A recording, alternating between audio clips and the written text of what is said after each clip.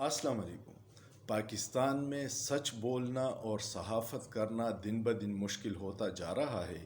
T V channel کو یا تو اشتہاراتوں کا لالچ دے کے یا پریشر ڈال کے ان کو تو خاموش کر دیا ہے۔ وہ کسی بھی غیر آئینی کام پہ نہ تنقید کر سکتے ہیں اور نہ عوام کی حقیقی آواز بن رہے ہیں۔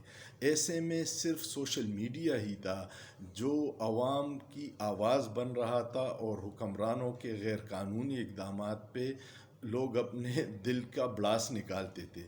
لیکن اب حکومت نے ان آوازوں کو بھی خاموش کرنے کے لیے ایک آرڈیننس جاری کیا ہے۔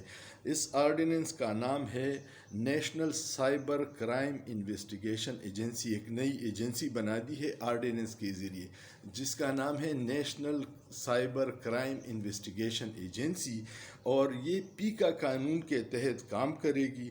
اور اس کے ڈی جی کو، جو سائبر کرائم ایجنسی کا ڈی جی ہے، اس کو آئی جی کے اختیارات دیے ہیں۔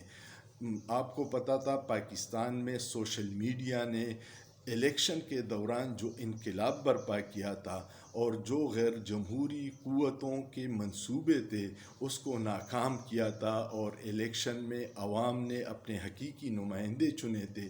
اس کا بنیادی جو کردار جس میں ادا کیا تھا وہ سوشل میڈیا نے کیا تھا، جس کا اعتراف انٹرنیشنل میڈیا نے بھی کیا تھا، کیونکہ جس طریقے سے ایک جماعت کو دیوار سے لگا کے ان سے حق راہ دہی بھی چھین لیا تھا، ان کے امیدواروں کو بھی گرفتار کیا تھا، ان سے انتخابی نشان بھی چھین لیا تھا، تو ایسے میں صرف سوشل میڈیا تھا جس نے لوگوں کو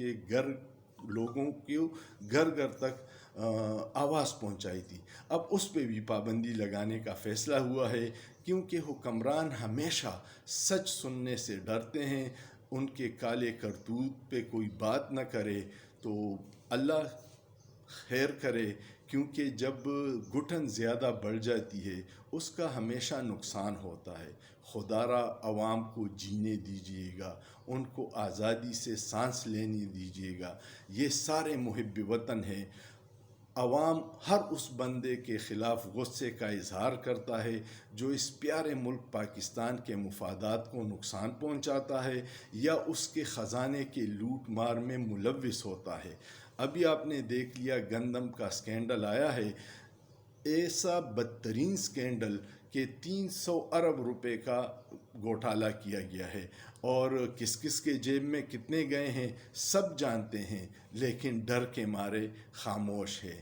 کسان در بدر ٹھوکریں کھا رہا ہے اور اس کو اپنی فصل کی صحیح قیمت نہیں مل رہی، تو آواز بھی بندہ بلند نہ کرے تو کیا کرے گا؟